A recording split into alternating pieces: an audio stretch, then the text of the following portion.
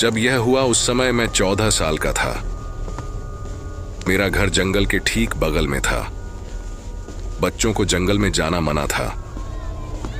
हालांकि मैं और मेरे दोस्त अक्सर लुका छिपी खेलने के लिए जंगल में छुपते थे। वह दिन बहुत शांत था, हमेशा की तरह, जैसे कि कुछ भी गलत नहीं हो सकता। यह 13 मार्च था और मैं जंगल में खेलने के लिए स्कूल से वापस आया था। आज पता चलेगा कौन डरपोक है और कौन बहादुर। हालांकि मैं और मेरे कुछ पड़ोस में रहने वाले दोस्तों ने एक अलग रास्ता खोजने का फैसला किया, लेकिन जैसे जैसे हम आगे बढ़े हम भटकने लगे। जब हमने वापस जाने के लिए रास्ते की तलाश शुरू की तो हमें पेड़ में एक कुल्हाड़ी फंसी हुई मिली, जिसके हैंडल पर खून के हाथ के निशान थे। इसके अलावा जब हम वहां से गुजर रहे थे तो हमें खाड़ी में एक लाश पड़ी हुई मिली, जिससे हम घबरा गए और हमें यह देखकर आश्चर्य हुआ कि वह लाश हमारे पड़ोस के गार्ड की थी, जो आमतौर पर कर्फ्यू के बाद बाहर निकलने वाले टीनेजर्स की तलाश में रहता था। यह देखना भयानक था कि उसकी पीठ फाड़ दी गई थी। शव से डरकर मेरे एक दोस्त चार्ल्स ने हमें अलग रास्ते पर जाने को कहा और फिर वह दूसरे दोस्त ल्यूक के साथ दूसरे रास्ते पर चला गया। जब हम गोल गोल घूम रहे थे तो अचानक हमें ल्यूक की चीख सुनाई दी।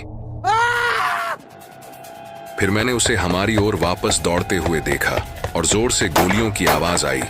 उसे पीठ और सिर में गोली लगी। तभी एक आदमी की परछाई बाहर आई।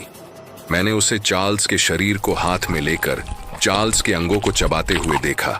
भयभीत होकर हमने दौड़ना शुरू कर दिया, इतना तेज कि पीछे मुड़कर देखने की भी हिम्मत नहीं कर पा रहे थे। तभी मेरे बगल में दौड़ रहा एक और दोस्त जेमी जाल में फंस गया। मैं रुक गया और उसे छुड़ाने के लिए जाल खोलने की कोशिश की। हालांकि जब मैंने देखा तो मेरे पास भागने के अलावा कोई रास्ता नहीं था। वह आदमी मेरी ओर आ रहा था। बाकी दोस्त पहले ही मुझसे आगे भाग चुके थे, इसलिए मैं अकेला था। अचानक कहीं से कुछ मेरे सिर पर लगा और मुझे एहसास हुआ कि यह जैमे का पैर था। मैं तीर की तरह वहां से भाग गया और आखिरकार वापस आ गया और अपने घर में चला गया। जब मैंने अपने मॉम डैड को पूरी कहानी बताई, मेरी मॉम ने पुलिस को बुलाया और पुलिस जंगल में उस आदमी को गिरफ्तार करने आई। किस्मत अच्छी थी कि वह जंगल में पाया गया और तुरंत गिरफ्तार कर लिया गया।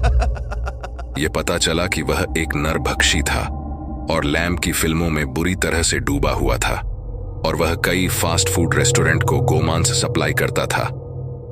आखिरकार उसे पिछले 10 वर्षों में बड़ी संख्या में लोगों की हत्या के लिए मौत की सजा सुनाई गई। इस भयानक अनुभव से मैं एक शाकाहारी बन गया हूं।